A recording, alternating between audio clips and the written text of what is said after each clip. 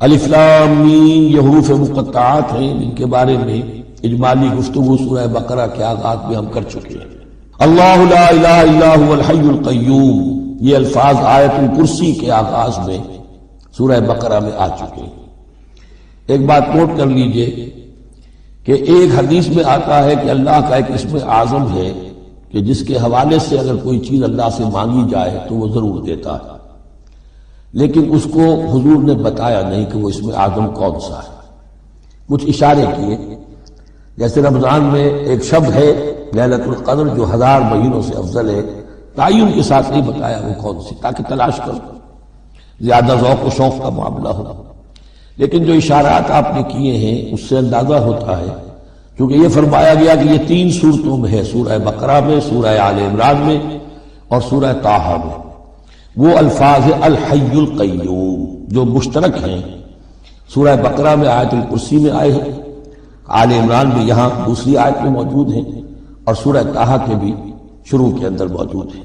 عباد الرحمن الذین یمشون علی الارض ہونا، اللہ کے بندے وہ ہیں جو زمین پر چلتے ہیں تو آہستگی اور نرمی کے ساتھ، قدم مار کر نہیں چلتے، اکڑ کر نہیں چلتے، بلکہ یہ کہ معلوم ہوتا ہے فروتنی کے ساتھ چل رہے ہیں، اور یہ اپنے آپ کو آقا نہیں سمجھتے، مالک نہیں سمجھتے، بلکہ غلام سمجھتے ہیں۔ اللہ کے غلام ہیں، عباد الرحمن ہیں، اللہ کے بندے ہیں، تو غلاموں کی طرح چلتے ہیں، وہ اکڑ کر نہیں چلتے۔ وَإِذَا خَاطَبَهُمُ الْجَاهِلُونَ قَالُوا سَلَامًا، ایک ان کا وصف یہ ہے کہ جب جاہل لوگ، اجڑ لوگ، مشتعل مزاج لوگ خامخواہ ان سے الجھنا چاہیں، بحث و مباحثے میں انہیں جو ہے وہ خامخواہ الجھانا چاہیں، تو وہ کہتے ہیں سلام، وہ الجھتے نہیں، بحث و تمہیز کے اندر نہیں۔ جب وہ دیکھتے ہیں کہ ایک شخص بحث پر اتر آیا، وہ اب بات سمجھنا نہیں چاہتا، اس کے اوپر ضد جو ہے وہ مسلط ہو چکی ہے، تو اب خامخواہ اس کے ساتھ وہ الجھے رہنا، جس کو ہم کہتے ہیں ہمارے یہاں وہ پنجاب میں یہ سینگ پھنسا کر آدمی جو ہے وہ اپنا وقت ضائع کرے، اس کا بھی وقت ضائع کرے، کوئی فائدہ نہیں۔ میچور آدمی یہ کہ دیکھے اگر تو واقعی یہ بات سمجھنا چاہ رہا ہے تو سمجھائے، نہیں سمجھنا چاہتا، اس کی اصل میں نیت ہی نہیں ہے، تو پھر خامخواہ اس کے ساتھ الجھنے کا فائدہ نہیں۔ والذین یبیتون لربہم سجدا وقیاما، اور وہ لوگ کہ جو راتیں بسر کرتے ہیں اپنے رب کے لیے سجدے اور قیام۔ یہاں وہ بات بہت واضح ہو گئی، جہاں تک 5 فرض نمازیں ہیں وہ تو فرض ہیں، وہ تو تعمیر سیرت کی بنیادیں ہیں، ان کی تو مداومت کرنی ہے۔ والذین یحافظون والذین هم علی صلواتہم یحافظون، لیکن یہ لوگ جو ہیں جن کے دل آشنا ہو گئے ہوں اللہ سے، اگر یہ اللہ کے ساتھ دوستی ہو چکی ہو، تو پھر یہ کہ رات کا وقت ہوتا ہے کہ جس میں وہ پھر بندہ اٹھتا ہے، کوئی دیکھ نہیں رہا ہے، لوگ سوئے ہوئے ہیں، کوئی ڈسٹربنس نہیں ہے۔ خیر ہماری تو آج کل شہری زندگی میں راتوں میں بھی ڈسٹربنس رہتی ہے، لیکن یہ کہ عام طور پر بہرحال دن کے مقابلے میں تو ایک سکون کی کیفیت ہوتی ہے، اس وقت اپنے رب سے راب و نیاز کی باتیں، کبھی اس کے سامنے کھڑے ہیں، کبھی سر بسجود ہیں۔ والذین یبیتون لربہم سجدا وقیاما والذین یقولون، اور وہ کہتے رہتے ہیں سب کے باوجود، ربنا اصرف عنا عذاب جہنم، اے رب ہمارے عذاب جہنم کو ہم سے پھیر دے، دور کر دے۔ یہ سورہ نور میں بھی ہم نے پڑھا تھا کہ وہ ساری شخصیت جو ہے بیان کرنے کے بعد وہ اس کے بعد بھی لرزاں و ترساں رہتے ہیں۔ یوم تتقلب فیہ القلوب والابصار، ڈرتے رہتے ہیں اس دن کے خیال سے کہ جس میں نگاہیں اور دل الٹ لیے جائیں گے قیامت کے دن سے۔ ان عذابہا کان غراما، یقیناً اس کا عذاب جو ہے وہ چمٹ جانے والی شے ہے۔ انہا ساعت مستقر و مقامہ، پروردگار وہ جگہ جہنم جو ہے یقیناً بہت بری جگہ ہے، مستقل قیام کے لیے بھی اور تھوڑی دیر کے لیے بھی۔ جو میں نے عرض کیا تھا کہ دنیا میں بری سے بری جگہ بھی جو ہے اس میں بھی آپ تھوڑی دیر کے لیے جائیں گے تو ریکریشن ہو جائے گی چینج کی وجہ سے، اور اچھی سے اچھی جگہ جو ہے اس میں بھی مستقل رہنا پڑے تو پھر اس کے اندر کوئی حسن اور کوئی جو ہے دلچسپی باقی نہیں رہے گی۔ تو اس کے بجائے جو جنت کا اور جنت کا تصور دیا جا رہا ہے، جنت اتنی اچھی جگہ ہے کہ مستقل طور پر رہنے کے باوجود اس کی دلچسپیوں میں، اس کی رعنائیوں میں کوئی کمی نہیں ہوگی، اور جہنم اتنی بری جگہ ہے کہ ایک لہجے کے لیے بھی کسی کا قدم وہاں گیا تو وہ اپنی پوری جو ہے سختی اس کے اوپر ظاہر کر دے گی۔ والذین اذا انفقوا لم یسرفوا ولم یقتروا وکان بین ذلک قواما، اور وہ لوگ جو خرچ کرتے ہیں تو نہ تو وہ اسراف کرتے ہیں اور نہ ہی بخل سے کام لیتے ہیں، بلکہ اس کے بین اعتدال جو ہے واقعہ یہ ہے کہ دنیا کا مشکل ترین کام ہے، توازن اور اعتدال۔ ظاہر بات ہے یہ لوگ جو میچور ہیں، سمجھدار ہیں، اب ان کے ہاں یہ ہوگا کہ ان کی اس خرچ کرنے کے معاملے میں بھی اعتدال ہوگا۔ والذین لا یدعون مع اللہ الہا آخر، 3 کبیرہ گناہ وہ ہیں جیسا کہ ہم نے پڑھا ہے سورہ نساء میں بھی، ان تجتنبوا کبائر ما تنہون عنہ، تو بڑے بڑے گناہ وہ کون سے ہیں کہ جن سے اگر تم باز رہو تو باقی چھوٹے گناہ تو اللہ تعالیٰ جو ہے وہ معاف بھی کرتا رہے گا۔ اور ان میں سے سب سے بڑا تو 2 مرتبہ فرمایا شرک، اور شرک کے بعد پھر قتل ناحق اور پھر زنا، یہ 3 ہیں۔ قتل ناحق سے بھی در حقیقت تمدن کی جڑ کٹ جاتی ہے، اور زنا سے تمدن جو ہے وہ سڈاس بن جاتا ہے، پھر اس کے اندر گندگی ہو جاتی ہے۔ تو اس حوالے سے یہ 3 چیزیں یہاں بیان کی جا رہی ہیں۔ والذین لا یدعون مع اللہ الہا آخر، وہ لوگ کہ جو نہیں پکارتے اللہ کے ساتھ کسی اور معبود کو۔ ولا یقتلون النفس التي حرم اللہ الا بالحق، نہ ہی قتل کرتے ہیں کسی جان کو جس کو کہ اللہ نے محترم ٹھہرایا ہے مگر حق کے ساتھ۔ قتل کے بدلے قتل والا معاملہ ہے، یا مرتد کا قتل ہے، یا زانی شادی شدہ کا رجم ہے، جو بھی ہے۔ ولا یزنون، نہ وہ زنا کرتے ہیں۔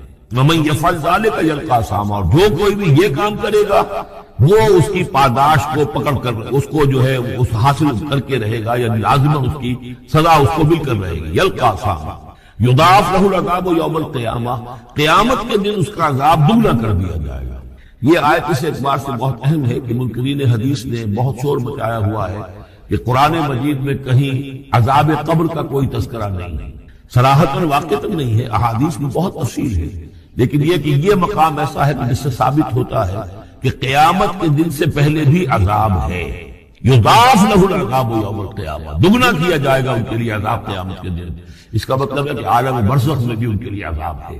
اور جو فرمایا گیا ہے کہ یہ جو قبر کا گڑھا ہے یا یہ جہنم کے گڑھوں میں سے ایک گڑھا ہے، اور یا جنت کے باغیچوں میں سے ایک باغیچہ ہے، اور یا تو وہاں ایک کھڑکی کھول دی جاتی ہے جنت کی جہاں سے ٹھنڈی ہوائیں اور خوشبوئیں آتی رہتی ہیں، اور یا یہ کہ کھڑکی کھول دی جاتی ہے جہنم کی طرف جس سے آگ کی لپٹ اور گرمی جو ہے اور لو جو ہے وہ آتی رہتی ہے۔ یضاعف له العذاب یوم القیامہ، قیامت کے دن اس کے لیے عذاب دگنا کر دیا جائے گا۔ ویخلد فیہ مہانا، اور پھر وہ رہے گا اس عذاب میں ہمیشہ ہمیشہ۔ الا من تاب، ہاں استثناء ہے، استثناء یہ ہے من تابا، جو جس نے توبہ کر لی دنیا ہی کے اندر موت کے آنے سے پہلے معلم یغرغر، الا من تابا و آمن، اور ایمان لایا۔ گویا کہ جو شخص اس قسم کے گناہوں میں مبتلا ہوتا ہے چاہے وہ قانوناً کافر نہ ہو، حقیقتاً وہ کافر ہو جاتا ہے، ایمان اس کے دل سے نکل جاتا ہے۔ لہذا توبہ گویا کہ اثر نو ایمان لانے کے مترادف ہے۔ الا من تاب و آمن وعمل عملا صالحا، اور وہ پھر عمل کرے نیک، فاولئک یبدل اللہ سیئاتہم حسنات، تو ایسے لوگوں کی برائیوں کو اللہ تعالیٰ نیکیوں سے بدل دیتا ہے۔ اس کے دونوں معنی ہے کہ توبہ کے نتیجے میں ایک تو نامہ اعمال میں جو اندراج ہوا تھا برائی کا وہ صاف ہو جائے گا، اور اس کی جگہ نیکی کا اندراج ہو جائے گا، اور یہ معنی بھی ہے کہ زندگی میں اس دنیا میں توبہ کے نتیجے میں اخلاق جو ہے وہ پاک صاف ہو جاتے ہیں، دامن اخلاق کے دھبے دھل جاتے ہیں، اور انسان کا جو دامن کردار ہے پھر صاف شفاف ہو جاتا ہے۔ وَكَانَ اللَّهُ غَفُورًا رَحِيمًا، اور اللہ تعالیٰ غفور الرحیم ہے۔ وَمَن تَابَ وَعَمِلَ صَالِحًا، اب دوبارہ تکرار کی گئی، اور جو توبہ کرے اور پھر نیک عمل کرے، فَإِنَّهُ يَتُوبُ إِلَى اللَّهِ مَتَابًا، تو وہ ہے کہ جو توبہ کرتا ہے اللہ کی جناب میں جیسا کہ توبہ کرنے کا حق ہے۔ توبہ کی تسبیحیں ہو رہی ہوں، استغفار کی تسبیحیں ہو رہی ہوں، اور آیت کریمہ کے ختم ہو رہے ہوں 1.25 لاکھ کا اور لاکھ کا، لیکن حرام خوری جو کی تون جاری ہو، وہ سارے غلط کام ویسے کے ویسے جاری ہو، وہ کوئی توبہ نہیں ہے، اس کا کچھ حاصل نہیں۔ والذین لا یشهدون الزور، اور وہ لوگ کہ جو جھوٹ کے پر موجود بھی نہیں رہتے۔ جھوٹ کی گواہی والی بات نہیں ہے یہاں، لیکن جھوٹ کی گواہی تو گویا کہ اس کے اندر خود بخود امپلائڈ ہے، یعنی ان کے اندر صداقت اور حق کے ساتھ اتنی غیرت ہوتی ہے کہ جہاں کوئی جھوٹ کا گزر بھی ہو وہاں وہ اپنی موجودگی بھی پسند نہیں کرتے۔ جھوٹ کا دھندا ہو رہا ہو، جھوٹ کا کاروبار ہو رہا ہو، جھوٹ بولا جا رہا ہو، یہ وہاں پر ان کی غیرت اور حمیت جو ہے صداقت کے ساتھ اور سچ کے ساتھ وہ اتنی ہے کہ وہ وہاں موجود بھی اپنی برداشت نہیں کرتے۔ وَإِذَا مَرُّوا بِاللَّغْوِ مَرُّوا كِرَامًا، اسی طریقے سے جب وہ کسی لغو کام کے پاس سے گزرتے ہیں تو اپنے دامن کو بچا کر گزر جاتے ہیں۔ دیکھیے وہاں بھی تھا سورہ مومنین کو شروع کی آیات میں وَالَّذِينَ هُمْ عَنِ اللَّغْوِ مُعْرِضُونَ، کہ جو لغو سے اعراض کرتے ہیں۔ اور یہاں یہ کہ اس کے پاس سے اگر گزر ہو بھی جائے اتفاقاً، خود تو قصد کرنا جو ہے بہت دور کی بات ہے، اس کو کوئی امکان ہی نہیں، اتفاقاً آپ راستہ چل رہے ہیں اور دیکھ رہے ہیں کوئی مداری کا تماشا ہو رہا ہے، آپ کا کوئی ارادہ نہیں تھا، لیکن وہاں رکیے بھی نہیں، وہاں سے جو ہے اپنے دامن کو بچاتے ہوئے نکل جائیں۔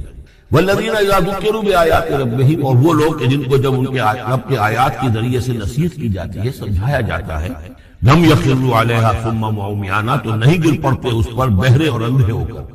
اس کے بھی دونوں معنی ہیں، ایک تو یہ کہ مخالفت پر اندھے بہرے ہو کر کمر کس لینا جیسے کہ قریش کر رہے تھے، تو گویا کہ تعریض ہے، ان پر ایک تنزیہ انداز ہے یہ یہ لوگ جس طریقے سے کر رہے ہیں وہ معاملہ اللہ کے بندوں کا نہیں ہوتا.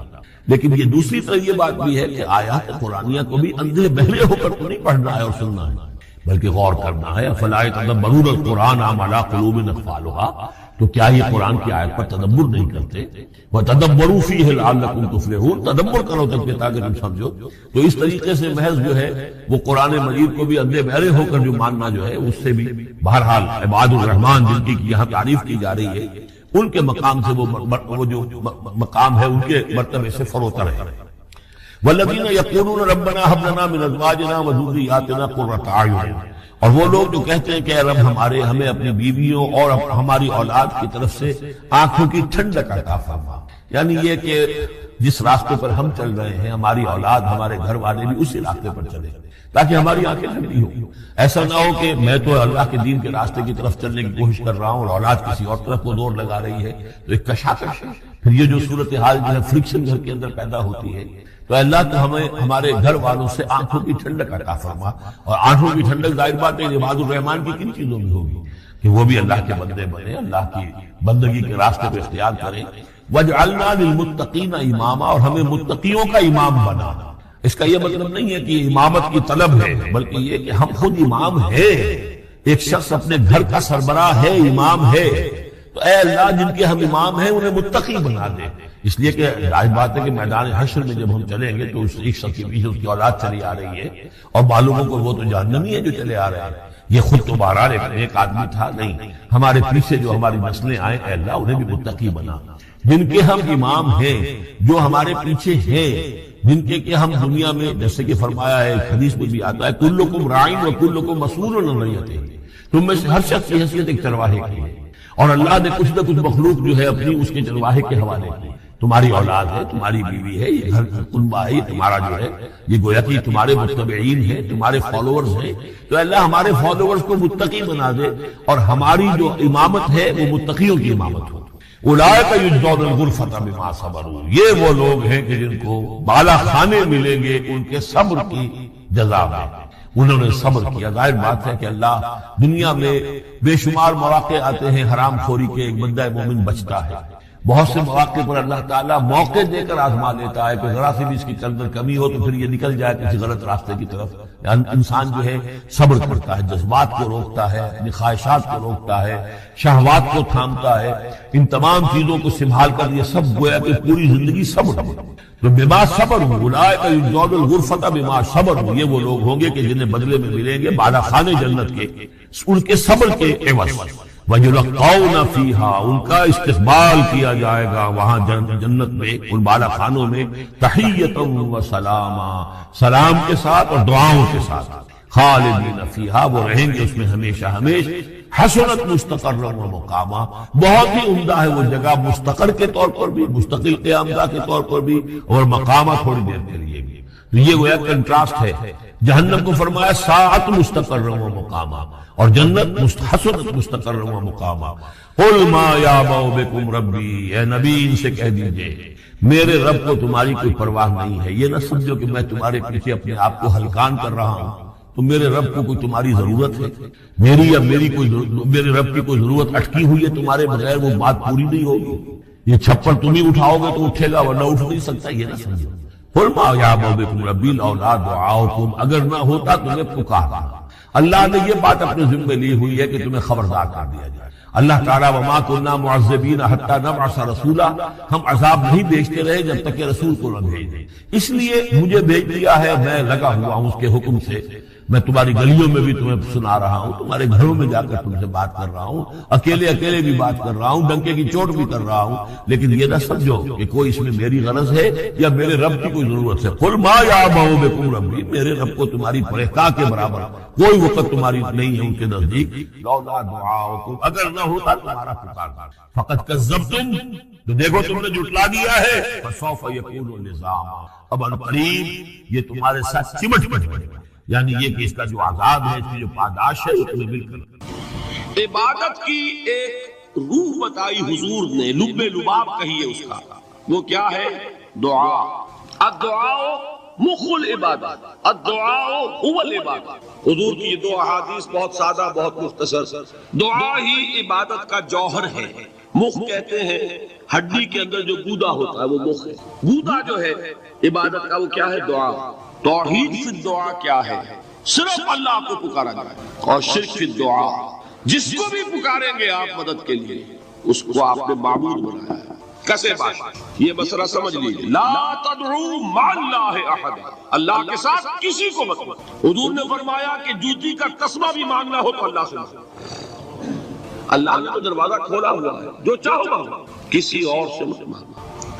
دیکھیے ایک علمی مسئلے اور ہوتے ہیں. یہ جو روحانیات کا معاملہ ہے، عالم ارواح میں کیا صورت ہے، ارواح صرف کہیں اللہ کے پاس کسی کولڈ سٹوریج میں ہے یا اس کا اس دنیا سے بھی کوئی تعلق ہے، یہ علمی مسائل ہیں. فرض کیجئے اس وقت کوئی ارواح یہاں موجود ہو، فرض کیجئے، میں اس کا انکار نہیں کروں گا، ہو سکتا ہے کہ ہو سکتا ہے کوئی روحانیت والا شخص بتا بھی دے کہ ہاں فلاں کی روح موجود ہے، ہوگی بھائی، اسے نظر آتی ہوگی، ٹھیک ہے. یہ بھی ہو سکتا ہے کہ کوئی شیطان جن ہو اور وہ دھوکہ دے رہا ہو کہ میں فلاں کی روح ہوں، ہو سکتا ہے. لیکن یہ بھی ہو سکتا ہے، وہ بھی ہو سکتا ہے. مجھے اس سے بحث نہیں. مجھے جس سے بحث ہے وہ یہ ہے کہ مجھے پکارنے کی اجازت نہیں. ہوا کرے کسی کی روح موجود ہوا کرے، مجھے میرے رب کی اجازت نہیں ہے کہ میں اسے مدد مانگوں گا اللہ سے، دعا کروں گا اللہ سے، استغاثہ کروں گا اللہ سے، تکلیف کے لیے دعائی دوں گا اللہ سے. اب اللہ جس سے چاہے کروا دے، کسی روح کو بھیج دے، کسی فرشتے کو بھیج دے. مجھے کیا ہے؟ مجھے آم کھانے ہیں، پیڑ نہیں گننے.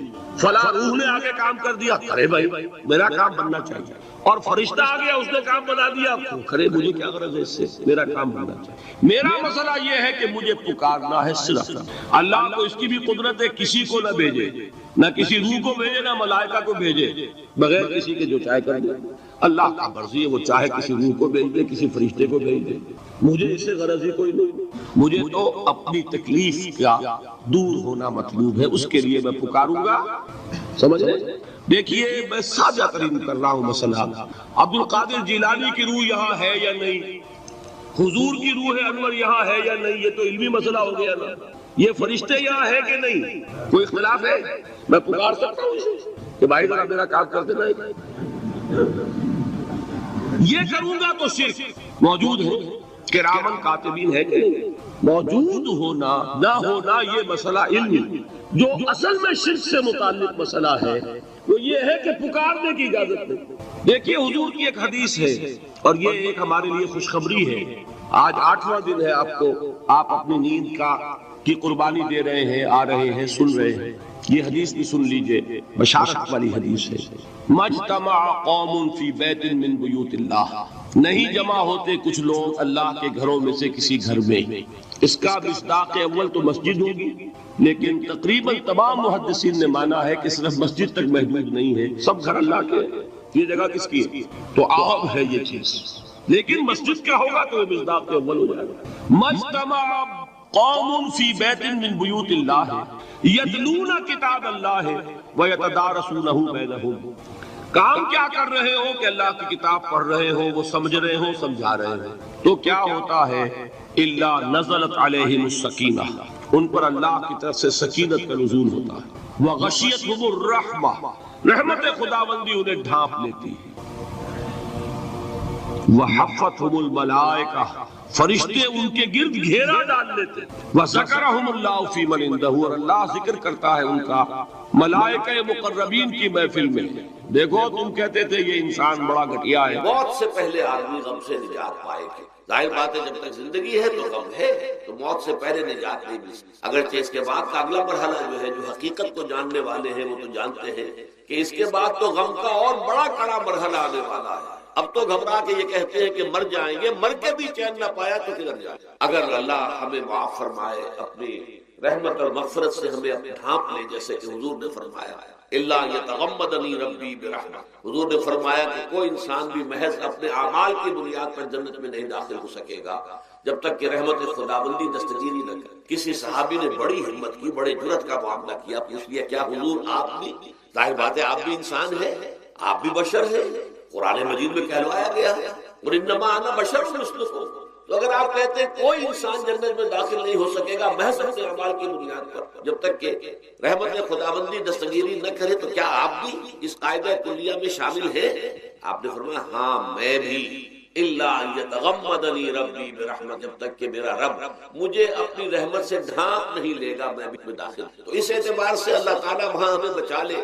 لیکن جو وہاں نہیں بچایا گیا، اب ظاہر بات ہے کہ اس کے لیے جو مصیبت ہے وہ تو پھر دائمی ہے، ابدی ہے، دکھ ہی دکھ. میں اس کی طرف زیادہ جانا نہیں چاہتا. اس وقت اصل میں میرا موضوع جو ہے وہ اس دنیا میں دکھوں کا علاج. اب اس اعتبار سے غور کیجئے، دکھ دو قسم قرآن مجید پر جتنا میں نے غور کیا. دکھ ایک تو وہ ہے کہ جو ناگہانی طور پر آ جاتا ہے، اس میں ہماری کسی غلطی کو دخل نہیں. وہ کوئی آفت سماوی ہے، کوئی زلزلہ آ گیا ہے.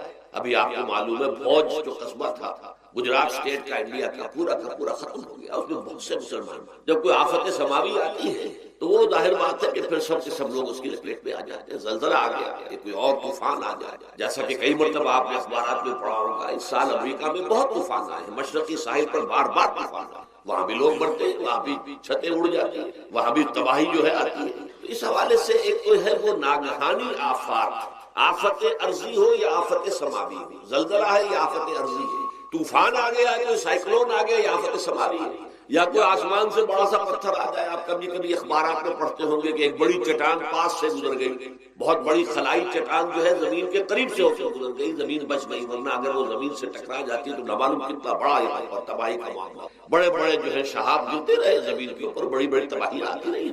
تو ایک تو یہ ہے، اور ان میں بھی تقسیم کیجیے یہ ناگہانی تکلیف، ناگہانی مصیبت، یا کوئی آفت سماوی یا آفت ارضی.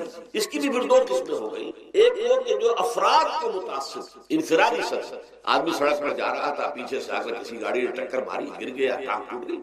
اب ظاہر بات ہے کہ اس میں اس کا کوئی قصور نہیں ہے، یہ اللہ تعالیٰ کی طرف سے بات آ گئی ہے. یا یہ کہ کوئی اگر اجتماعی سطح پر آیا، جیسا کہ زلزلہ ہے، یا جیسا کہ کوئی سائیکلون ہے، کوئی بڑا طوفان ہے، بہت بڑے فلڈز آ گئے. اس وقت بھی موزمبیق میں بہت بڑا فلڈ آیا ہوا ہے، ساؤتھ افریقہ میں، اور افریقہ میں پچھلے سال بھی بہت بڑا فلڈ آیا تھا، بڑی تباہی آ رہا. تو یہ آفت سماوی یہ ظاہر بات ہے کہ اجتماعی سطح پر آتی ہے، بڑی بڑی مقدار میں، تعداد میں لوگ متاثر، لاکھوں لوگ بے گھر ہو جاتے ہیں، ہزاروں آدمی مارے جاتے ہیں. پہلی شکل جو ہے دکھ کی، جیسا کہ میں نے عرض کیا، وہ ناگہانی دکھ، کوئی آفت ارضی، کوئی آفت سماوی، خواہ وہ انفرادی ہو خواہ اجتماعی. اس کے ضمن میں کیا علاج ہے؟ ظاہر بات ہے کہ اس کا علاج یہ تو نہیں ہو سکتا کہ آپ اس کو ختم کریں. انگریزی کا ایک محاورہ ہے، what cannot be cured must be endured.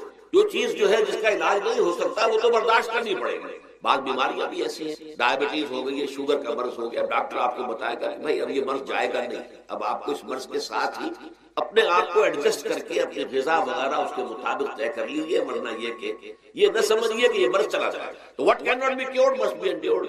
لہذا ان آفت سماوی و عرضی، چاہے وہ انفرادی سطح پر متاثر کرتی ہوں انسانوں کو، اور چاہے اجتماعی سطح پر، اس کا تو علاج ایک ہی ہے. عربی میں بھی ایک محاورہ یہ ہے کہ کسی نے پوچھا تھا کہ بچھو کے کاٹے کا کیا علاج ہے؟ البکاء الی الصباح. رات کو اگر کاٹا ہے کسی بچھو نے تو روتے رہو صبح تک، یہ علاج ہے، اس کا اور کوئی علاج ہے نہیں. تو جو چیز لا علاج ہے اسے برداشت. گویا کہ یہاں جو اصل شے ہوگی کہ دنیاوی آفات، عرضی و سماوی آفات، ناگہانی آفات، ناگہانی مصیبت، ان کے ضمن میں ہمیں ایسی شے کی ضرورت ہے جو ہمارے اندر برداشت، اس کو جھیلنا آسان بنا، ہم اس کی وجہ سے بجھ کر نہ رہ جائیں، ہماری ہمتیں جواب نہ دے جائیں، ہمارا ارادہ ختم نہ ہو جائے، ہمارا حوصلہ پست نہ ہو جائے، بلکہ برداشت، جھیلنا ہو، تحمل. ابھی بھٹر صاحب کہہ رہے تھے اللہ تعالیٰ ذرا سا متحمل ہے. میں نے کہا یہ بہت غلط بات کہہ رہے، اللہ بہت متحمل. وہ ذرا سا تو یوں سمجھیے کہ ان کے کہنے کے انداز میں یہ بات آ گئی، ذرا سا رحیم بھی ہے. نہیں، وہ بہت رحیم ہے، بہت متحمل ہے، بہت حلیم. لیکن یہ کہ ہمیں یہ جو آفات سماویہ اور عرضیاں ہیں جو ہمارے اوپر آ جاتی ہیں اللہ کی طرف سے، ان کے ضمن میں ذہنی ایک ایٹیچیوڈ پیدا ہو جائے، سوچ کا ایک خاص رخ بن جائے، انسان کے احساسات ایک خاص طرز پر ڈھل جائیں، تو پھر ان کو برداشت کرنا آسان ہے. اور وہ کیا ہے؟ وہ ہمارے ایمان کا لازمی. ایمان ہمیں یہ بتاتا ہے کہ کوئی مصیبت زمین میں آتی ہے نہ تمہاری جانوں پر آتی ہے بغیر اذن رب. جو کچھ آ رہا ہے اللہ تعالیٰ کے فیصلے سے آیا ہے. یہ کوئی اندھا بہرا مادہ نہیں ہے، یہ کوئی اندھا بھینسا نہیں ہے کہ اس نے آ کے آپ کو ٹکر مار دی ہے. نہیں، یہ تو سمیع و بصیر، علیم و خبیر اللہ، اور حکیم اور قدیر اللہ کا فیصلہ. لہذا یہ من جانب اللہ ہے، اس کو تم سمجھو کہ اللہ تعالیٰ کی طرف سے ہے. اور جب اللہ کی طرف سے ہے تو سورہ آل عمران میں فرمایا بیدہ الخیر، اس کے ہاتھ میں تو خیر ہی خیر ہے. یعنی بظاہر تمہیں محسوس ہوتا بھی ہو کہ یہ میرے لیے تکلیف دہ بات آ گئی، تو اس کو یوں سمجھو کہ اس کا نتیجہ جو میرے حق میں نکلے گا وہ خیر ہوگا۔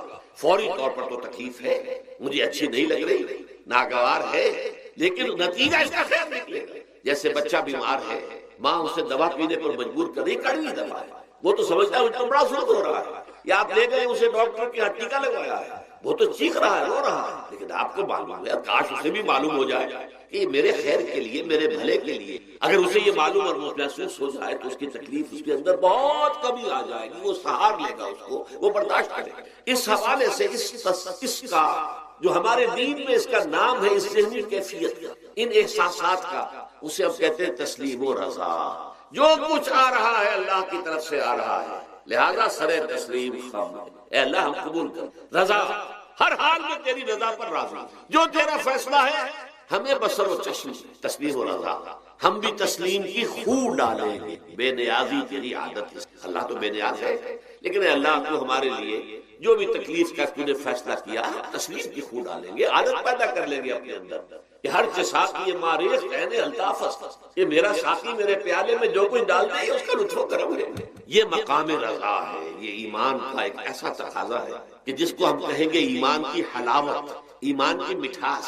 اگر آپ کا منہ کڑوا ہو جائے تو آپ چینی کھاتے ہیں تاکہ منہ کا ذائقہ ٹھیک ہو، اگر تکالیف کی وجہ سے، دکھ کی وجہ سے آپ کے احساسات کے اندر کوئی خرابی پیدا ہو رہی ہے، یہ جو مقام رضا ہے یہ اس کے لیے قند ہے، یہ اس کے لیے چینی ہے، یہ اس کے لیے شہد ہے، یہ اس کی تلخی کو ظاہر کر دینے والی چیز کہ اللہ تیری رضا پر راضی، راضی و رضائے رب۔ اب اس کے ضمن میں سمجھئے، یہ تو اصولی بات میں نے آپ کو بتا دی، اس کی تین کیفیات ہو سکتی ہیں، کیوں اللہ کی طرف سے یہ چیزیں آتی ہیں۔ سب سے پہلی شے ہے، اب وہ جو آیات میں نے سنائی تھی وہ سن لیجیے پہلے ترجمہ۔ سورہ تغابن میں فرمایا ما صاب من مصیبت الا باذن اللہ، دیکھو کوئی مصیبت تم پر نہیں آ سکتی، نہیں آتی مگر اللہ کے اذن۔ ومن یؤمن باللہ، اور جو شخص اللہ پر ایمان رکھتا ہو یہدی قلبہ، اللہ اس کے دل کو ہدایت دے دے، اس کے دل کو سکون عطا کر، وہ راضی برضائے رب، اس میں شکوہ نہیں رہتا، اس میں شکایت نہیں، اس میں تلخی نہیں ہوتی، کیوں ہو گیا، کیسے ہو گیا، کیوں ہو گیا، نہیں ہونا چاہیے۔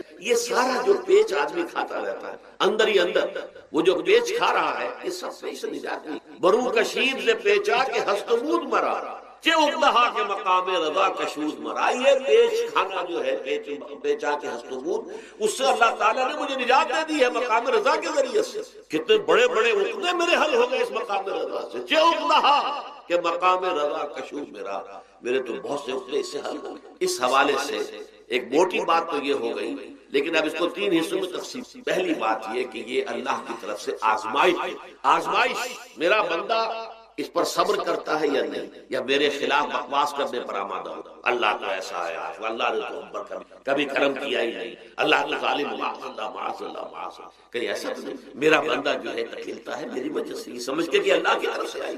یہ صبر جو ہے یہ بہت بڑی کامیابی ہے اگر انسان کو، اور اس صبر کے نتیجے میں دو اور باتیں پیدا ہوتی ہیں۔ یہ مضامین علیحدہ علیحدہ دروس کے اندر آتے رہے ہیں، لیکن آج ایک نئے عنوان کے تحت جمع ہو کر پہلی بات یہ ہوتی ہے کہ یہ امتحان کا نتیجہ کیا نکلتا ہے کہ آپ نے ایک امتحان پاس کیا تو آپ کے اگلے درجے میں ترقی ہوئی۔ 5ویں کا امتحان پاس کر لیا نا، میں جائیں گے، اب 6ٹھی کا امتحان پاس کریں گے تو 7ویں میں جائیں گے، 7ویں کا پاس کریں گے تو 8ویں میں۔ درجہ بدرجہ انسان کی دینی، ایمانی اور روحانی ترقی کا ذریعہ یہ آزمائش ہے۔ جتنا اس میں صبر ہوگا، جتنا اس میں تسلیم و رضا جو ہے آپ حاصل کرتے جائیں گے تو آپ کے درجے بلند ہوتے جائیں گے، آپ کا امتحان کڑے سے کڑا آئے گا، بڑے سے بڑا آئے گا، مشکل سے مشکل تر آئے گا۔ ایک وقت میں ایم اے کا امتحان بھی آپ کو دینا ہوگا، ایک وقت میں ہو سکتا ہے پی ایچ ڈی کے لیے تھیسس آپ لکھیں، پھر اس کے اوپر جو ہے ٹیم بیٹھی ہوئی اور آپ سے وہ بحث کرے، جرا کرے آپ سے، وہ بھی کرنا ہوگا۔ لیکن یہ کہ اگر پرائمری ہی میں فیل ہو گئے تو اس کا سوال ہی پیدا نہیں ہوتا کہ کبھی آپ ایم اے کا یا پی ایچ ڈی کا تھیسس۔ اور اسی کو دوسرے انداز میں کہا گیا ہے قرآن مجید میں، وَلِيُبْلِيَ الْمُؤْمِنِينَ مِنْهُ بَلَاءً حَسَنًا۔ اصل میں ابلا کہتے ہیں، بلا یبلو جو ہے عربی زبان میں آتا ہے آزمانا، خلق الموت والحیات لِيَبْلُوَكُمْ أَيُّكُمْ أَحْسَنُ عَمَلًا، یہی معنی ابتلا کے میں، ابتلا یبتلی آزمانا۔ ابلا یبلی جو آتا ہے باب افعال سے، اس میں آتا ہے کسی کو کسی تکلیف میں ڈال کر اس کو نکھارنا، کہ اس کا جوہر نکھر جائے، اس کے اندر جو خیر ہے وہ اور چمک جائے، لوگوں کو بھی معلوم ہو جائے کہ یہ شخص اس مقام کا اہل ہے، اس کے اندر یہ صلاحیت ہے، اس میں یہ قوت موجود۔ تو یہ گویا کہ اہل ایمان کی صلاحیتوں کو نکھارنے کے لیے اور ان کے درجات کی ترقی کے لیے بھی اللہ تعالیٰ دنیا کے اندر یہ مصیبتیں اور امتحانات جو ہیں آزمائش کے حوالے سے افراد پر بھی اجتماعی طور پر بھی. اور ایک اس کا اور بھی اہل ایمان پر اس طرح کی ابتلاء و آزمائش کی ایک نوعیت اور بھی، اور وہ یہ ہے کہ جو بھی آپ سے غیر ارادی طور پر یا یہ کہ آپ نے کوئی گناہ ارادی طور پر بھی کر لیا، اللہ تعالیٰ اس کی سزا اسی دنیا میں دے کر آخرت کی سزا سے محفوظ کر دیتا ہے. گویا کہ اس سے بڑا خیر کیا ہوگا؟ یہاں کی سزا کیا ہے؟ جھیل لی آپ نے، بخار آ گیا، ٹانگ ٹوٹ گئی، چلیے 3 مہینے آپ بستر پر پڑے رہے نا، اور کیا ہوا؟ کچھ نہیں. لیکن یہ کہ آخرت کی سزا ملتی بہت حسین، لہذا کفارہ بناتا ہے اللہ تعالیٰ. جو بھی گناہ ہو گئے، غلطیاں ہو گئے، ان کا کفارہ اللہ تعالیٰ بندہ مومن کے لیے. حضور کی ایک حدیث ہے، اس کا مطلب مجھے اس وقت یاد نہیں ہے، کہ مومن کا معاملہ عجیب ہے. اسے کوئی تکلیف پہنچتی ہے، صبر کرتا ہے، وہ اس کے گناہوں کا کفارہ بن جاتا ہے. اور اگر کوئی خوبی ملتی ہے تو اللہ تعالیٰ کا شکر ادا کرتا ہے، اس کے درجات بلند ہو جاتے ہیں. تو یہ معاملہ جو ہے اللہ تعالیٰ کی طرف سے بندہ مومن کے حق میں خیر، کہ در حقیقت اس کے ان گناہوں کی پاداش کہ جو اس نے یہاں کر لیے ہیں، یہی دنیا میں دے کر دھو دیا جائے، پاک کر دیا جائے. جیسے آپ کو معلوم ہے دھوبی جو ہے کپڑے کو بھٹی میں چڑھاتا ہے، گرم پانی میں ڈالتا ہے کہ نہیں ڈالتا، تاکہ اس کا میل نکلے، اس کے آگے پٹکتا بھی ہے ذرا اس کو، تاکہ وہ میل اچھی طرح چھٹ جائے اس سے. اسی طرح اگر دنیا میں ہمارے میل چھٹ جائیں، دنیا میں اگر ہمارے گناہ دھل جائیں، تو یہ بڑے نفع کا سودا ہے، بڑے نفع کا سودا ہے، بڑے نفع کا سودا ہے. اس اعتبار سے آپ غور کیجئے کہ اگر یہ حقائق ہمارے سامنے رہے تو کیا کوئی تکلیف دنیا کی ہمیں بھاری محسوس ہو؟ ہمیں تو بتایا یہ گیا ہے کہ عسیٰ ان تکرہوا شیئا وہو خیر. ذرا اس آیت پر اب نگاہ کو مرتکز کیجئے کہ انسان کا خسارہ کیا ہے. دیکھیے سب سے پہلے میں آپ کی توجہ دلاؤں گا، ذرا آنکھیں کھول کر قلب حساس کے ساتھ نوع انسانی کا مشاہدہ کیجئے. کیسے کیسے دکھ، کتنی تکلیفیں، کتنی محنت، کتنی مشقت ہے جو ہر انسان کا مقدر. قرآن مجید میں ایک مکمل سورت ہے، سورۃ البلد، اس میں اللہ تعالیٰ نے متعدد قسمیں کھا کر ایک بات کہی، لا اقسم بہذا البلد وانت حل بہذا البلد ووالد وما ولد لقد خلقنا الانسان فی کبد. ہم نے انسان کو مشقت میں پیدا کیا، یہ مشقت ہر انسان کا مقدر ہے. لوگ گھروں کو چھوڑ کر آئے ہوئے، کہاں کہاں انسان جاتا ہے. یہ اس دنیا میں محنت اور مشقت. ہاں ایک مغالطہ ہو جاتا ہے، شاید یہ محلوں میں رہنے والے جو ہیں انہیں کوئی مشقت نہیں، انہیں کوئی دکھ نہیں. حالانکہ حقیقت یہ نہیں ہے. جو جتنا امیر ہے آپ دیکھیں گے اس کی جسمانی مشقت کم ہے، ذہنی کوسٹ زیادہ. ٹرینکولائزرز کی انہیں ضرورت پڑتی ہے، انہیں سیڈیٹیوز چاہیے، خواب آور دوائیں مزدور کو نہیں کبھی ضرورت پڑے. وہ 8 گھنٹوں کی محنت کرنے کے بعد احساس ہوتا ہے کہ وہ صبح ہی کی خبر لے گا. اور یہ وہ لوگ ہیں کہ جن کو ہپنوٹکس، خواب آور دوائیاں، سیڈیٹیوز، مسکن ادویات، یہ سارا لیبلیم اور یہ ویلیم اور یہ فلاں اور یہ فلاں یہ کہا جاتا ہے. ذہنی سکون اور اطمینان انسان کو حاصل ہے. کسی کی جسمانی مشقت ہے، کسی کی ذہنی مشقت. میں آپ کو یاد دلانا چاہتا ہوں مہاتما گوتم بدھ کا بابا 30 برس کی عمر میں کپل وستو کا شہزادہ محل کو چھوڑ کر نکلے، جوان بیوی کو سوتا ہوا چھوڑ کر گئے، شیر خوار بچے کو چھوڑ کر راجدھانی میں رہنے والا محل کا باسی، جسے معلوم ہے کہ باپ کے بعد مجھے یہ سلطنت ملنے والی ہے. کیوں گیا؟ کبھی کبھی آپ نے سوچا؟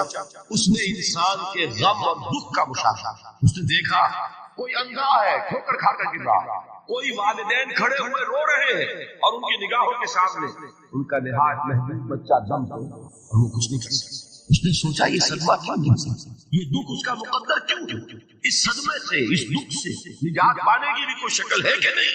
انسانوں کی ایک عظیم اکثریت، شاہ ولی اللہ دہلوی رحمۃ اللہ علیہ کے الفاظ ہیں کہ وہ لڈو اونٹ اور کولو کا بیل جو 8 گھنٹے تک اینٹیں ڈھو رہا ہو، اس کا تصور کیا وہ واقعی انسان ہے یا حیوان بن گیا ہے؟ اور 8 گھنٹے کی اس محنت کے بعد بھی ہو سکتا ہے کہ 2 وقت کی روٹی اسے پوری نہ ہو. اور یہ تو ہو سکتا ہے، نہیں ہوتا ہے کہ اگر بچہ بیمار پڑ گیا ہے تو شاید کوئی برتن بیچے بغیر اس کی دوا کا سامان نہ. ایسا شخص کتنے بوجھ اٹھا دوا، کتنی مشقت کے اندر پسا. لڈو اور کولو کا بیل انسانوں کی عظیم اکثریت کی سطح پر زندگی ہے. لیکن آپ کو معلوم ہے کہ کولو کے بیل کے لیے مشقت ہی مشقت ہے، اس کے احساسات یہ نہیں ہے، کیونکہ ان سے انسان کو جو صدمہ پہنچتا ہے. ایک بیل کو اس سے کوئی غرض نہیں کہ اس کا کوئی بچہ بھی تھا کہ نہیں تھا، اس کو کوئی بخار ہوا ہے یا کیا ہوا ہے. اس صدمے سے وہ بیل بچا ہوا. گھوڑے کو کوئی پتا نہیں کہ میرا بھی کوئی اولاد میری ہے یا نہیں ہے، مجھے اس کا کوئی صدمہ ہے یا دکھ ہے. لیکن انسان کا معاملہ یہ ہے کہ والدین کو جو جو دکھ دیکھنے پڑتے ہیں اپنے بچوں کی بھی اولاد، رات کی نیندیں حرام ہے اس لیے کہ بچہ بخار میں تپ رہا ہے یا درد سے تڑپ رہا ہے، لہذا نماز ہو سکتی ہے نا۔ میں نے ایک موقع پر دیکھا لاہور میں کیروسین آئل، اس زمانے میں ابھی سوئی گیس نہیں آئی تھی اور اکثر و بیشتر جو ہے یہ مٹی کا تیل جو ہے ایندھن کے طور پر استعمال ہوتا تھا، اس کی شارٹیج ہو گئی تو کئی فرلانگ لمبی قطاریں لگتی تھی ان دکانوں کے باہر، ڈپو کے باہر، اور ایسے ایسے منظر بھی کہ ایک خاتون برقع کو، ایک گود میں بچے کو لیے، ایک کی انگلی پکڑے ہوئے، بوتل ہاتھ میں لیے ہوئے تیل کے لیے، اور کئی گھنٹے کھڑی ہوئی۔ یہ مشقت انسان سے غالب نے اس کا نقشہ کھینچا ہے کہ رنج سے خوگر ہوا انسان کو مٹ جاتا ہے، مشکلیں اتنی بڑی مجھ پر کہ آسان ہم بھول جاتے ہیں، ورنہ واقعہ یہ کہ قلب حساس ہو اگر اور قید حیات بند غم اصل میں دونوں ایک ہیں، موت سے پہلے آدمی غم سے نجات پائے۔ اچھا یہ تو ہوا لقد خلقنا الانسان فی کبد۔ حیوانات کا معاملہ ایک اور اعتبار سے آسان ہے، ان سے کوئی محاسبہ بھی ہے کیا؟ کوئی جواب دہی بھی ہے؟ کوئی ان کو اللہ کے حضور میں کھڑے ہو کر اپنے اعمال کا حساب بھی دینا؟ انسان کی یہ ٹریجڈی ہے، یہ المیہ ہے انسان، اس کو بھی قرآن مجید کی ایک صورت میں قسمیں کھا اذا السماء انشقت، اس کے بعد کیا فرمایا؟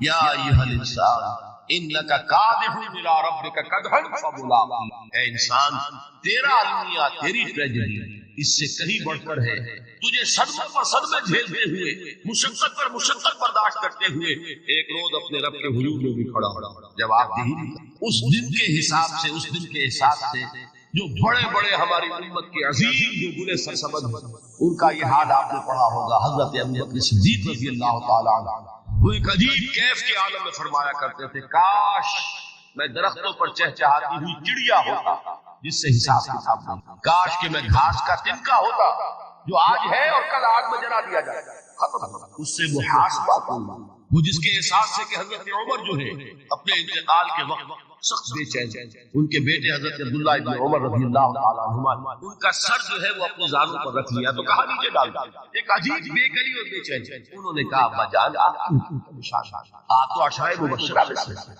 آپ کو تو اللہ تعالیٰ نے جنت کی بشارت حضور کے ذریعے سے دنیا میں دی۔ حضرت عمر فرماتے کہ خدا کی قسم اگر قیامت کے دن عمر برابر سرابر پر چھوٹ گیا تو بہت بڑی کامیابی۔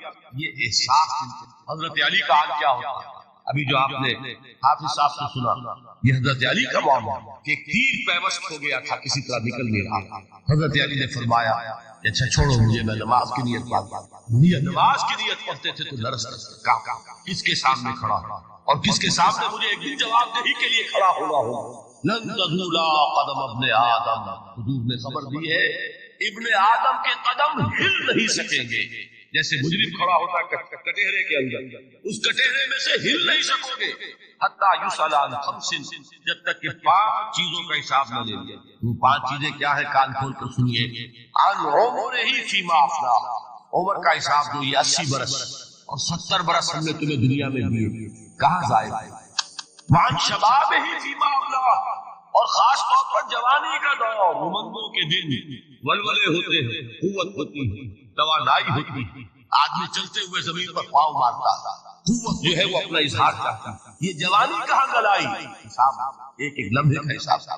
مالہ من این اکتسبہ وفیما انفقہ، ایک ایک پائی کا حساب دو، مال کا کہاں سے کمایا تھا، حلال سے کہ حرام سے، اور کہاں خرچ کیا تھا، گلچھروں میں، عیاشیوں میں، یا نیکی کے کاموں میں، ادائے حقوق، اللہ کے دین کے لیے۔ 4 سوالوں میں 2 زندگی کے بارے میں، ایک زندگی پوری بحیثیت مجموعی کہاں کس کام میں لگے، اور خاص طور پر شباب کا دور کہاں لگا۔ 2 سوال مال کے بارے میں، کمایا کہاں سے، حلال سے کہ حرام سے، جائز سے کہ ناجائز سے، اور آخری سوال وعما عمل فیما علم، جو علم حاصل کیا تھا اس میں عمل کتنا کیا، علم کے انبار لگاتے چلے گئے اور عمل کے آغاز کی بھی نوبت نہ آئی۔ یہ علم جو ہے یہ اس روز سب سے بڑا وبال بن جائے گا، اتنا علم اور عمل کچھ نہیں، بجائے کہ کریڈٹ کا ذریعہ بنے یہ ان کا ڈیبٹ کا کھاتا بنے۔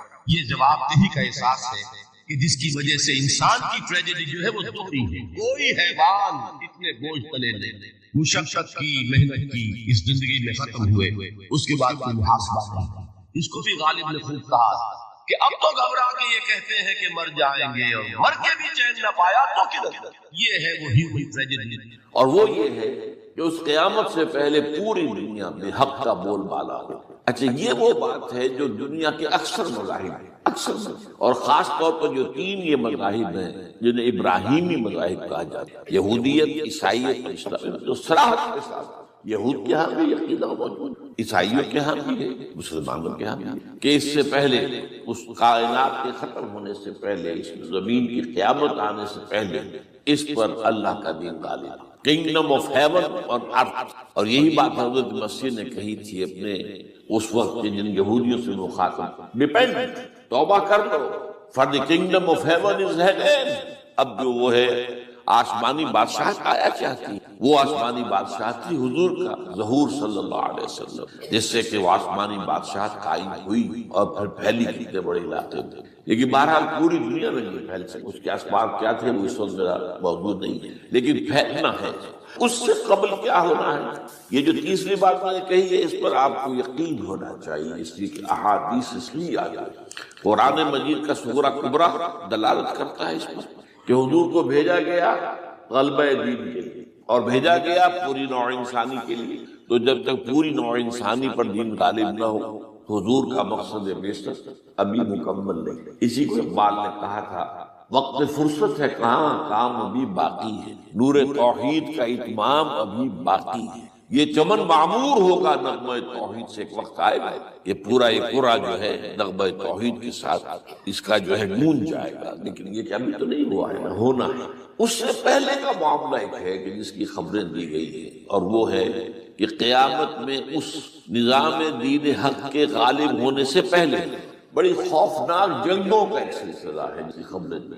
یہ یہود کے ہاں بھی ہیں خبریں موجود، عیسائیوں کے ہاں بھی ہے، جو بائبل کا آخری باب ہے ریولیشن آف سینٹ جان، وہ کاشفات یوحنا ترجمہ کیا جاتا ہے، اور حضور کی احادیث میں بھی ملاحم، باب الملاحم، یہ بہت سی کتابوں کے اندر باقاعدہ ابواب ہے، ایک باب الملاحم جنگوں کا، ان میں سے ایک جنگ وہ ہے جس سے کہا ہے اس یوحنا کی مکاشفات میں آرمگدان، اور غالباً اسی کو حضور نے قرار دیا ہے الملحمۃ العظمیٰ، عظیم ترین جنگ، الملحمۃ۔ تو یہ بھی یقینی چیزیں ہیں کہ یہ ہونے والی ہے۔ یہ ملاحم کیوں ہو، آپ اس میں اچھی طرح سمجھ لیجیے کہ اس میں ایک تو ہے عذاب اکبر جو آئے گا یہودیوں، ایک ہے عذاب اصغر جو آئے گا مسلمانوں۔ میں نے یہ آج سے 20 سال پہلے کتاب لکھی تھی جو مختلف، پہلے تو وہ نوائے وقت کے اندر کالم کی شکل میں شائع ہوئی تھی، پھر یہ کہ موجودہ اور سابقہ مسلمان امتوں کا ماضی، حال اور مستقبل، غالباً اس وقت آؤٹ آف پرنٹ ہے وہ کتاب۔ بہرحال جن کو بھی دلچسپی ہو وہ اسے کہیں سے حاصل کر لے، لائبریری سے، مکتبے سے مل جائے گی، پڑھے اسے۔ یہ 20-22 سال پہلے کی بات ہے، وہ آج کی بات ہے۔ تو اس میں ان تمام چیزوں کا میں نے تذکرہ کیا ہے، اس لیے کہ عذاب اکبر اس کو کہتے ہیں کہ کسی قوم کا نام و نشان مٹا دیا۔ یہ عذاب اکبر آتا تھا صرف ان قوموں پر جن کے طرف رسول بھیجے گئے اور قوموں نے بحثیت سے مجموعی رسولوں کا انکار کیا، ان پر وہ عذاب آئے، اس سے عذاب استیصال بھی کہتے ہیں۔ فَقُطِعَ دَابِرُ الْقَوْمِ الَّذِينَ ظَلَمُوا، ان کی جڑ کاٹنا، ایک جڑ کاٹنا ہوتا ہے، درخت کو کاٹنا ہوتا ہے، درخت کو کٹے گا تو پھر دوبارہ جڑ میں سے شاید وہ نکل آئے، لیکن نہیں، جڑ سے لا یرا الا مساکنہم۔ یہ عذاب جو ہے اب کسی قوم پر نہیں آ سکتا، اس لیے کہ اب کوئی رسول تو آئے گا ہی نہیں، لیکن ایک قوم پر یہ تاریخ کے قرضے کی حیثیت سے موجود، اور وہ قوم یہود، ان کی طرف رسول بھیجے گئے حضرت عیسیٰ ابن مریم، رسولا الی بنی اسرائیل، اور انہوں نے یہ بات تو بہت دور کی تھی کہ مانتے انہیں اور ان پر ایمان لاتے، الٹا جو کچھ کیا ہے آپ کو معلوم ہے، انہیں ولد الزنا قرار دیا، جادوگر قرار دیا، واجب القتل قرار دیا، اور اپنے بس پڑتے سوری پر چڑھوا کر دم دیا۔ حالانکہ بات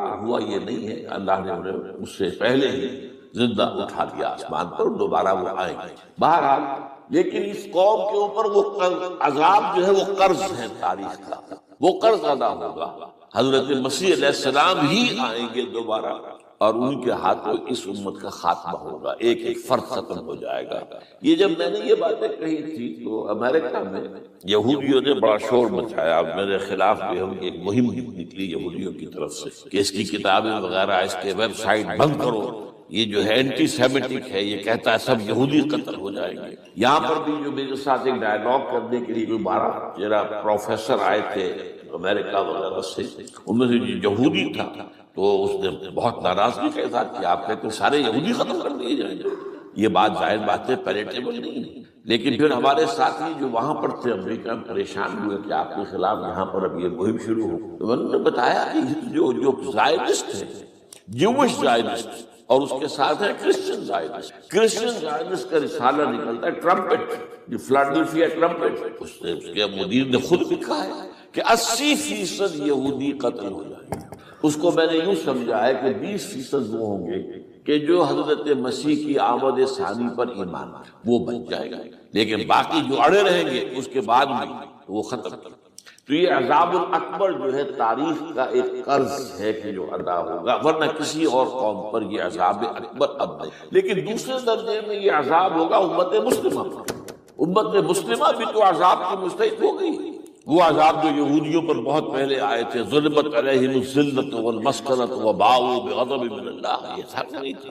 حالانکہ انہوں تو یہ خیال تھا کہ we are the chosen people of the lord, ہم تو اللہ کی منتخب قوم ہے۔ وی آر دی، قرآن کہتا ہے کہ ان کا قول یہ تھا نحن ابناء اللہ واحباؤہ، ہم تو اللہ کے بیٹوں کی طرح ہیں اور اللہ کی جو ہے بہت چہت ہے۔ عذاب آئے، نبوکدنضر کے ہاتھوں آیا، اسیرینز کے ہاتھوں آیا، پھر یونانیوں کے ہاتھوں، الیگزینڈر دی گریٹ کے ہاتھوں آیا، پھر رومنوں کے ذریعے سے آیا، اور پچھلی صدی میں جرمنوں کے ذریعے سے عذاب آئے۔ یہ عذاب ایک قوم ختم نہیں ہوئی، وہ عذاب اکبر نہیں تھے، یہ عذاب مختلف حصوں میں آئے اور بڑی بڑی تباہیاں آئیں، لیکن وہ عذاب اکبر نہیں۔ اسی طرح کے عذاب ہم پر بھی آئے، ہم پر کروسیڈرز آئے اور لاکھوں مسلمان قتل ہوئے۔ یروشلم ہمارے ہاتھ سے 88 برس تک ملا رہا اور اس پر عیسائیوں کو قبضہ رہا، ندیاں خون کی بہہ گئی مسلمانوں، اور پورا میڈیٹرینین کا ایریا جو ہے تقریباً قبضے میں رہا ہے عیسائیوں۔ پورا یورپ اس وقت آیا تھا جو کروسیڈ کا 250 برس تک میں جاری رہے، waves after waves of the crusaders coming and attacking and conquering this cities. یہ جتنی بھی فلسطین وغیرہ کا علاقہ ہے جس کے اندر ان کا اثار ہے، اور شام کا علاقہ شاید۔ پھر آپ کو معلوم ہے ہمارے اوپر حساب اس سے بھی بڑا، اس سے کئی گنا بڑا آیا، تاتاریوں کے ہاتھ کروڑوں کے قریب انسان جو مسلمان قتل ہوئے۔ پھر اس کے بعد آپ کو معلوم ہے کہ پھر یہ یورپین کولونیلزم آ گیا، جیسے ان پر آئے تھے یونانی اور پھر رومی اور اب پھر جرمن، ہم پر آئے انگریز آئے، کہیں ولندیزی آئے، کہیں ڈچ آئے، کہیں ہسپانوی آئے، کہیں اطالوی آئے، کہیں اسپینیئرز آئے، اور پورا کا پورا عالم اسلام ان کی زیر نگی آیا کہ نہیں آیا، دی کلونیل ایرا جسے آپ کہتے ہیں۔ تو وہ عذاب ابھی اس امت کے اوپر اور باقی ہے، ایک قرض ہے، اور وہ کیا؟ یہ کلونیل ایرا جب ختم ہوا ہے، ہم آزاد ہونے شروع ہوئے۔ اب یہ ہمارے لیے ایک امتحان کا مرحلہ تھا بہت بڑا۔ آزاد ہو کر تم کیا کرتے ہو؟ پہلے تو ہم کہہ سکتے ہیں کیا کریں، ہمارے اوپر تو ہم تو مجبور ہیں، ہمیں غلام بنا لیا انگریزوں نے آ کر، ہمیں فرانسیسیوں نے غلام بنا لیا، ہمیں اطالویوں نے غلام بنا لیا، ان کی طاقت کے آگے ہم بے بس ہیں، لاچار ہیں۔ ٹھیک ہے، لیکن اب آزادی دے کر فَيَنْظُرَ كَيْفَ تَعْمَلُونَ، اب تمہیں آزادی دے کر پھر اللہ دیکھے گا تم کرتے کیا کیا ہے۔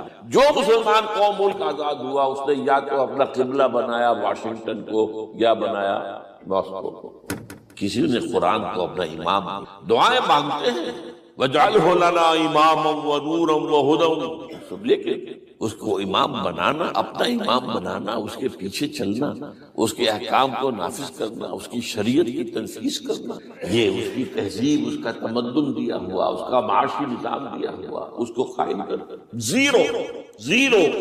اس لیے بہت بڑے عذاب کے ہم مستحق۔ بات کڑوی ہے، اچھی نہیں لگے گی، لیکن میں یہ آج سے نہیں کہہ رہا ہوں، میں سن 80 سے یہ بات نہیں کر رہا ہوں، نوٹ کر لیں۔ البتہ اس میں یہ ہے کہ اس امت کا معاملہ سب کا ایک جیسا ہے، لیسو سواء، جیسے سورہ آل عمران میں کہا گیا ہے کہ یہ اہل کتاب بھی سب ایک جیسے تھے، ان میں بھی کچھ نہ کچھ نیک لوگ تھے، امت قائمۃ آناء اللیل، راتوں کو کھڑے رہنے والے، عبادت کرنے والے موجود تھے۔ عیسائیوں میں احبار اور رہبان جو تھے وہ بڑے نیک لوگ تھے، اس وقت بھی موجود تھے، لیکن بحثیت مجموعی کا معاملہ کیا ہے اس کو دیکھنا پڑتا ہے، بحثیت مجموعی صورتحال ہے۔ تو صورتحال کیا ہے کہ ہم نے کہیں بھی اللہ کے دین کو قائم نہیں کیا، مذہب تو ہے، لیکن ظاہر بات ہے کہ جرم جو ہے تو پوری امت کا، لیکن سب برابر نہیں ہے۔ سب سے بڑے مجرم عرب مسلمان، کیوں؟ انہیں اللہ نے جو مقام دیا وہ کسی اور کو نہیں دیا، حضور ان میں سے تھے، یہ رتبہ بلند ملا جس کو وہی رسول عربی۔ نمبر 2، ان کی مادری زبان میں اللہ کی کتاب موجود، انہیں اس کو سمجھنے کے لیے کوئی نئی زبان پڑھنے کی ضرورت نہیں۔ کوئی ہمارے لیے تو یہ صرف پڑھیں، نحو پڑھیں، یہ پڑھیں، وہ پڑھیں، تب کہیں جا کر اپنی آنکھ سے قرآن پڑھیں، وہ ترجمہ رکھا، ترجمہ کا